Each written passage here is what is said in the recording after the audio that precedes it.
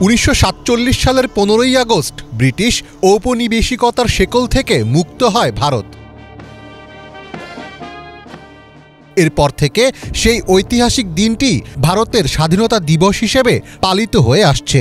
তবে এবার দাবি উঠল বদলে ফেলতে হবে ভারতের স্বাধীনতা দিবসের তারিখ। আর এই দাবির নেপথ্যে আছেন রাষ্ট্রীয় স্বয়ংসেবক সংঘ বা RSS এর প্রধান মোহন ভগবত।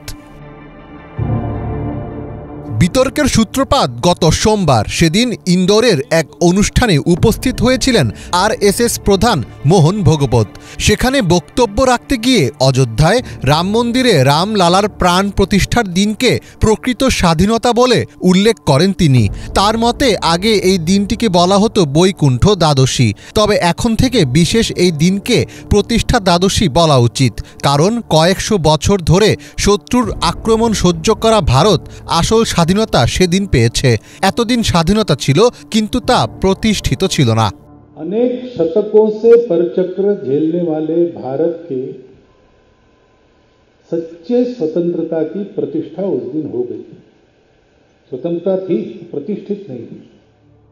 তার এই মন্তব্যের পর থেকেই সামাজিক মাধ্যম সহ বিভিন্ন জায়গায় তীব্র সমালোচনা শুরু হয়। তার এমন মন্তব্যকে দেশবিরোধী হিসেবে আখ্যা দেন অনেকে। মোহন ভগবতকে তুলাধনা করে বক্তব্য দেন কংগ্রেস নেতা রাহুল গান্ধী। রাহুল বলেন, 1947 সালে ভারত স্বাধীন হয়নি এ কথা বলার মানে প্রতিটি দেশবাসীকে অসম্মান করা। তিনি যা বলেছেন তা দেশদ্রোহ, কারণ তিনি দেশের সংবিধানকেই প্রশ্নের মুখে দাঁড় করিয়েছেন। অন্য কোনো দেশ হলে এই বক্তব্যের জন্য তাকে গ্রেফতার করে বিচারের মুখোমুখি করা হতো। Mohan Bhagwat has the audacity to inform the nation every 2 or 3 days what he thinks about the independent movement, what he thinks about the constitution. মোহন ভগবতের কড়া সমালোচনা করেছেন পশ্চিমবঙ্গের মুখ্যমন্ত্রী মমতা ব্যানার্জিও। ভগবতকে ভারতের সংবিধান পাঠের পরামর্শ দিয়ে তীব্র নিন্দার সুরে মমতা বলেন, ভগবতের কথা শুনে আমি অবাক ও হতাশ। এটা দেশবিরোধী মন্তব্য। এসব করে দেশের ইতিহাস ভুলিয়ে দেওয়ার চেষ্টা হচ্ছে।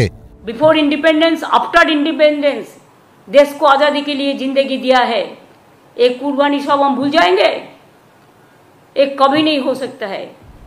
ভগবতের মন্তব্যের বিরোধিতা করেছেন কংগ্রেস সভাপতি মল্লিকার্জুন খার্গে, রাজস্থানের deputy chief minister Sachin pilot, CPIML এর সাধারণ সম্পাদক দীপঙ্কর ভট্টাচার্য সহ অনেকেই। এছাড়াও RSSকে নিষিদ্ধ সংগঠন ঘোষণা এবং মোহন ভগবতকে গ্রেফতারের দাবি জানিয়েছে ভারতের ন্যাশনাল স্টুডেন্টস ইউনিয়ন। মোহন ভগবতের বিরুদ্ধে এমন অভিযোগ নতুন কোনো ঘটনা নয়।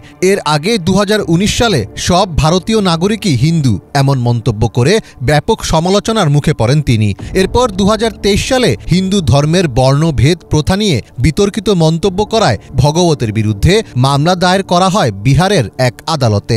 ফলে ভারতের স্বাধীনতা প্রাপ্তির ইতিহাসকে RSS প্রকৃত অর্থে ধারণ করে কিনা সেই প্রশ্নও এখন তুলছেন অনেকে।